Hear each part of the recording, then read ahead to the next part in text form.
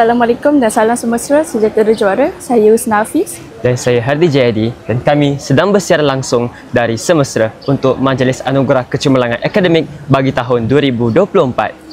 Hari ini kita raikan para murid hebat yang dah bagi all out untuk pelajaran.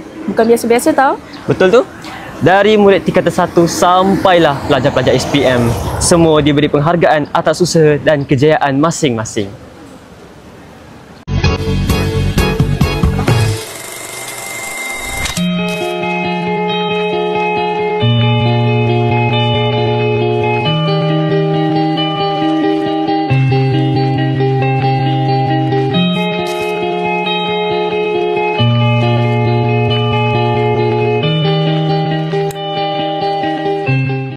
Okey, sampai sini sahaja laporan kami pada hari ini bagi Majlis Anugerah Kecemerlangan Akademik 2024. Tahniah kepada semua penerima anugerah yang belum berjaya, jangan putus asa, teruskan usaha. Saya Hardi Jayadi Dan saya Husna Hafiz melaporkan untuk TV PSS Mesra.